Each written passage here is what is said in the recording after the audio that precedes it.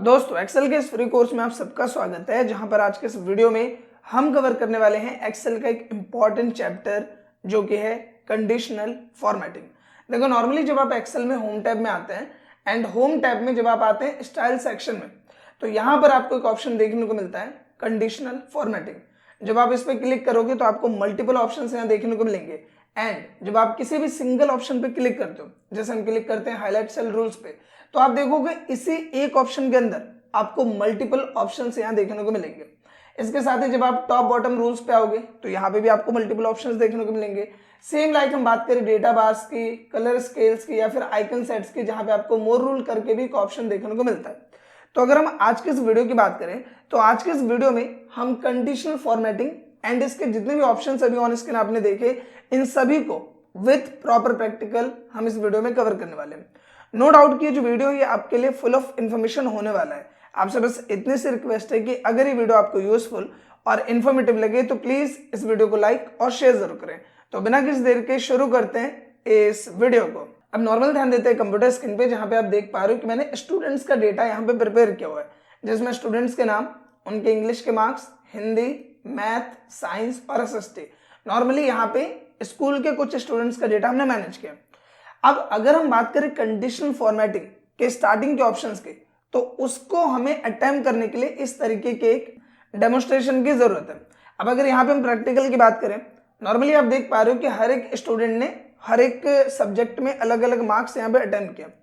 अब मान लो आपसे ये बोला जाए कि इसमें जो जो मार्क्स 33 से कम है, जैसे कि स्कूल में होता है ना कि अगर आपके 33 से कम मार्क्स है तो आप फेल की कैटेगरी में आओगे, या फिर वो जो सब्जेक्ट है वो फेल की कैटेगरी में गिना जाएगा। तो यहाँ पे जितने भी मार्क्स लिखे हुए उनमें आपको ये बोला गया है कि जो भी मार्क्स 33 से कम है उसको आप हाईलाइट कर दो, यानी कि वो मुझे अलग ही दिखना चाहिए।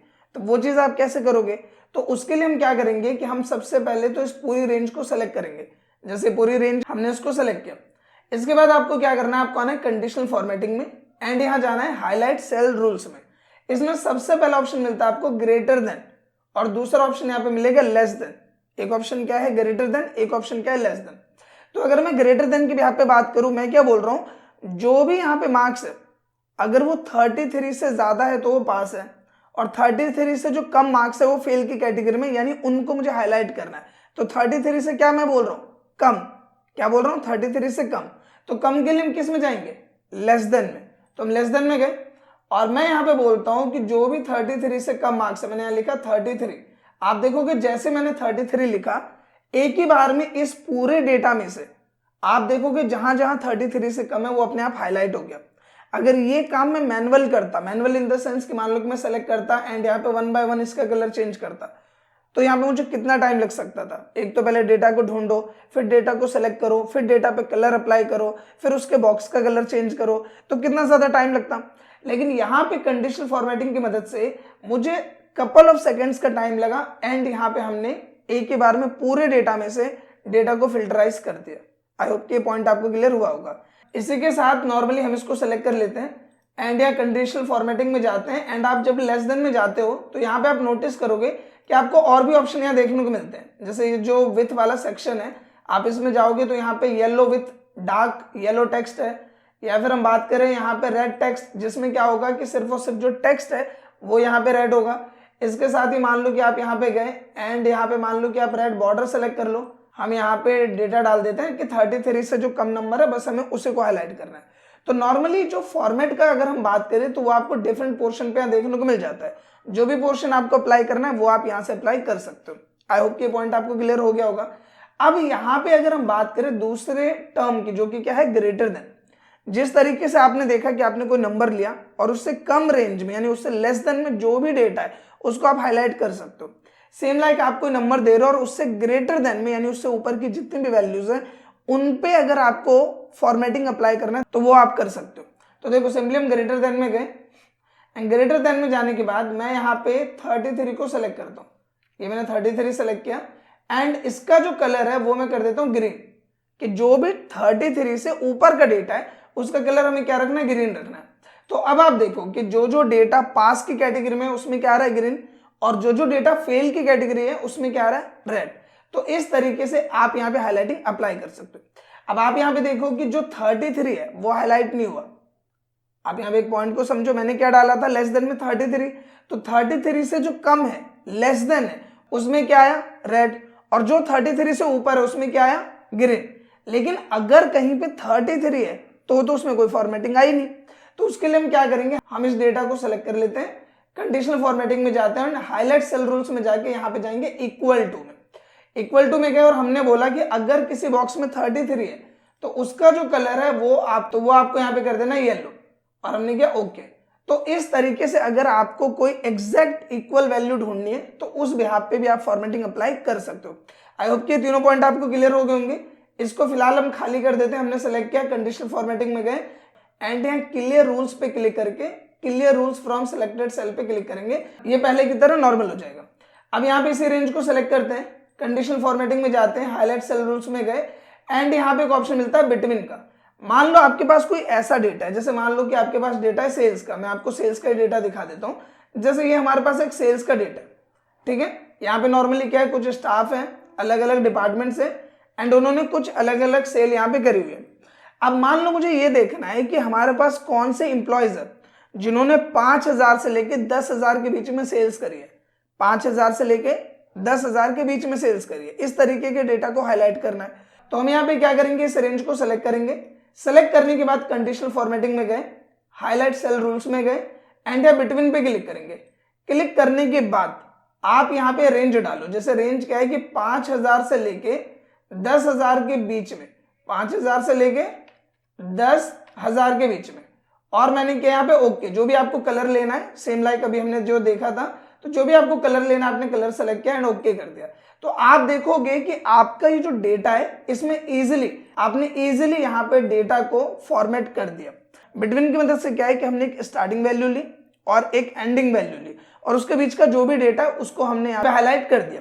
अब बात करते हैं नेक्स्ट ऑप्शन की, जो कि क्या है, टेक्स्ट दैट कंटेन। इसका मतलब क्या, देखो मान लो कि यहाँ पे आप देख पा रहे हो कि मेरे पास काफी सारे नाम है, ठीक है। अब यहाँ पे आपसे बोला गया है कि ये जो डेटा है इसमें से आपको किसी पार्टिकुलर नेम को हाईलाइट करना है। बाद में मान लो कि अभी आप काम कर रहे हो एंड बाद में आप ये चाह रहे हो कि जब भी मैं आऊं तो मैं उसी डेटा को मुझे चेक करना है, यार उस डेटा की मुझे फाइल निकालनी है। तो इस तरीके से आप उसे एक रिमाइंडर के तौर पे रखना चाह रहे हो, या और भी ऑफिस के बिहाफ पे आपको अलग अलग पर्पस देखने को मिल सकते हैं। तो नॉर्मली जैसे हमने इसको सेलेक्ट किया एंड हम कंडीशनल फॉर्मेटिंग में गए, हाईलाइट सेल रूल्स में गए एंड टेक्स्ट दैट कंटेन पे क्लिक किया एंड यहाँ पे मैं कोई भी नाम लिख देता हूँ। जैसे मैं यहाँ पे लिख देता हूँ शिवम, देखो मैंने शिवम लिखा एंड मैंने बोला कि इसका जो कलर है वो करना है, सिर्फ टेक्स्ट का कलर रेड करना है। मैंने किया ओके। आप देखोगे कि यहाँ पे जो शिवम है वो आपको रेड टेक्स्ट में यहाँ पे नजर आएगा। तो इस तरीके से अगर हमें किसी टेक्स्ट को फाइंड आउट करना है तो उसके लिए हम यहाँ पे टेक्स्ट दैट कंटेन वाले कंडीशनल फॉर्मेटिंग का यूज कर सकते हैं। अब बात करते हैं नेक्स्ट ऑप्शन की, जो कि है डेट से रिलेटेड। नॉर्मली आप यहाँ पे देख पा रहे हो कि मैंने यहाँ पे डेटा मेंटेन किया हुआ है अटेंडेंस टाइप का।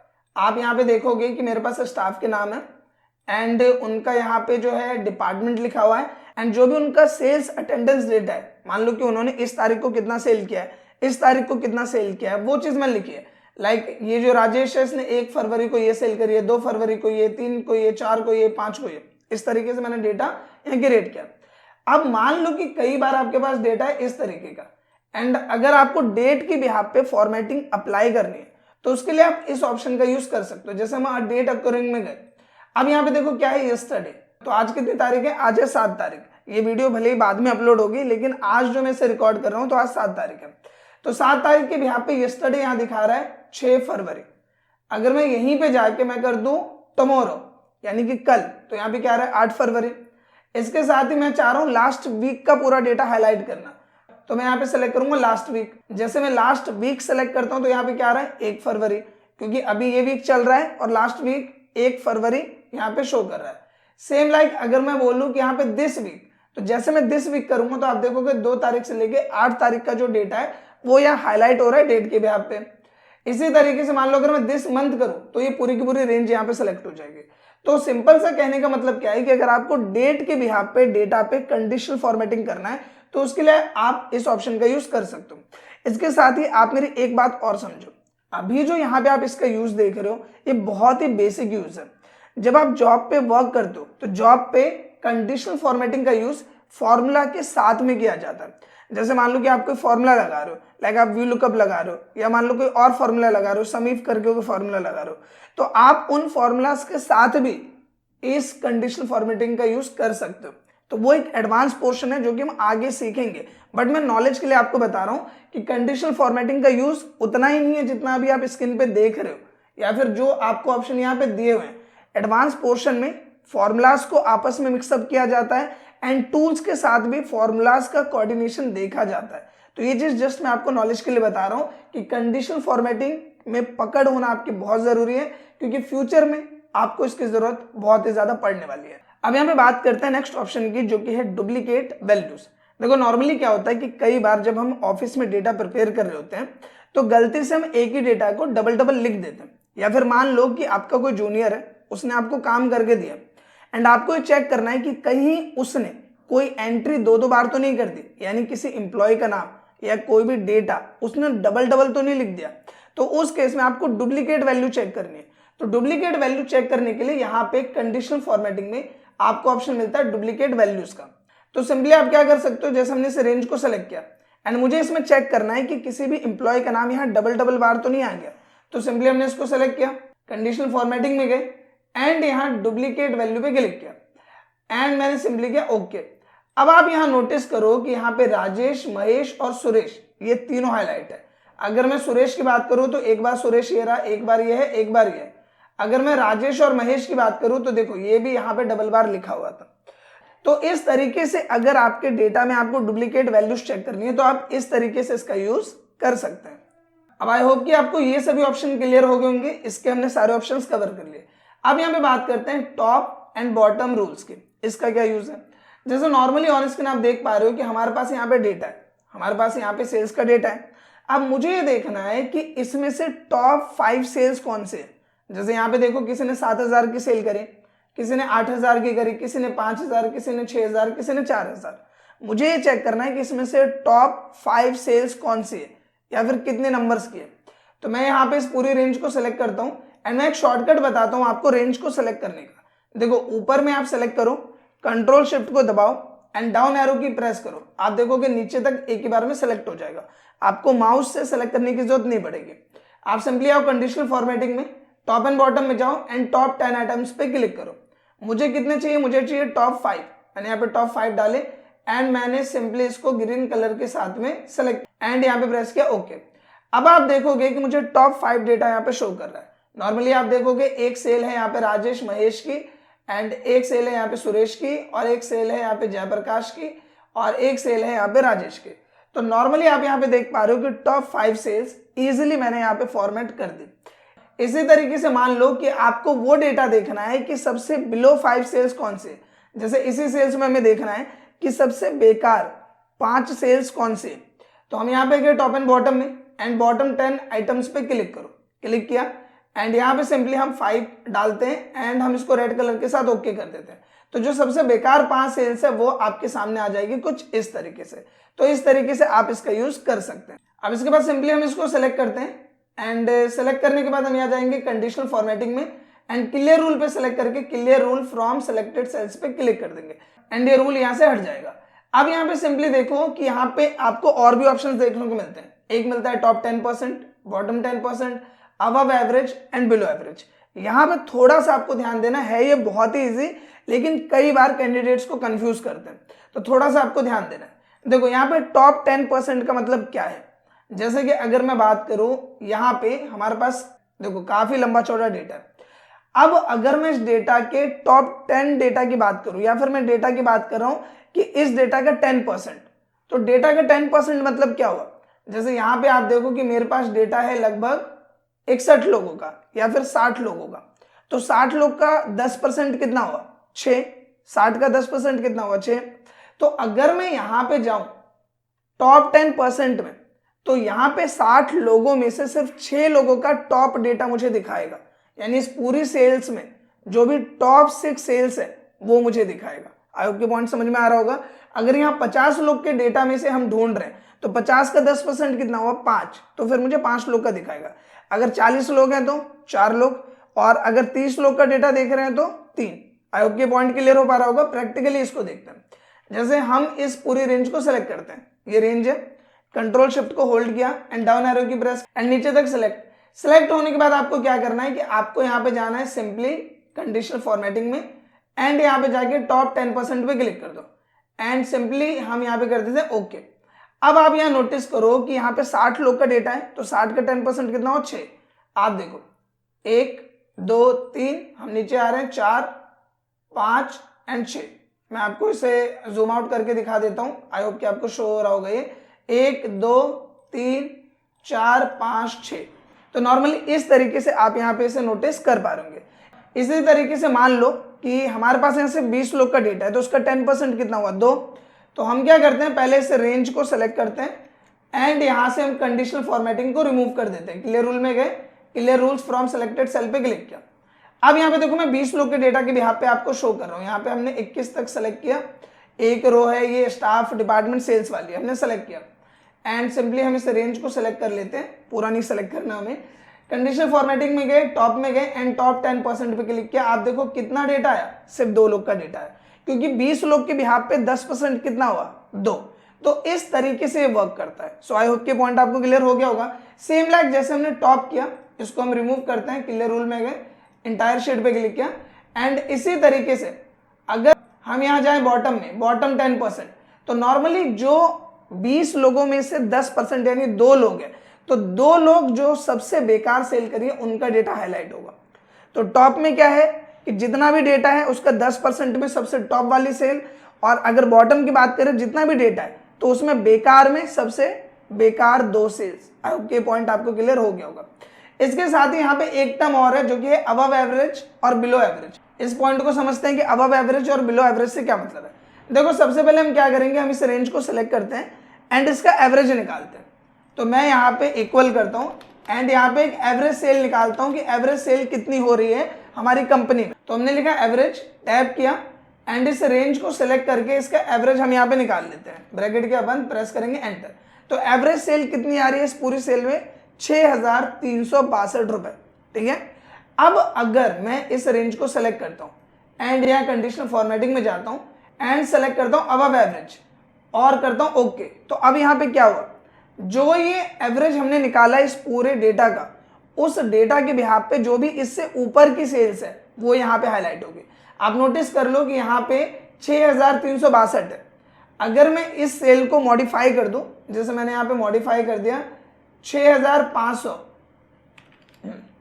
6,200 एंड एंटर किया, आप देखोगे यहाँ पे हट गया, यहाँ पे हट गया एंड सिंपली अगर मैं इसे कर दूं 6,400, आप देखो यहाँ पे क्या हुआ, सिंपली हाईलाइट हो गया। तो कहने का मतलब क्या है कि जो भी एवरेज सेल है आपकी, उसके बिहाफ पे जो भी अबव एवरेज है उसको ही हाईलाइट करेगा। एंड अगर आप यहीं पे जाओ, एक ऑप्शन आपको मिलेगा बिलो एवरेज, आप यहाँ पे इसको कर दो ग्रीन कलर के साथ और करो ओके। तो जो भी बिलो एवरेज है उसको हमने ग्रीन के साथ यहाँ पे हाईलाइट कर दिया। तो इस तरीके से अबव एवरेज और बिलो एवरेज यहाँ पे काम करता है। अब यहाँ पे बात करते हैं कंडीशनल फॉर्मेटिंग के कुछ और ऑप्शंस के। जैसे आप यहाँ पे देखोगे डेटा बार्स, कलर स्केल्स या आइकन सेट्स, इनका क्या यूज होता है।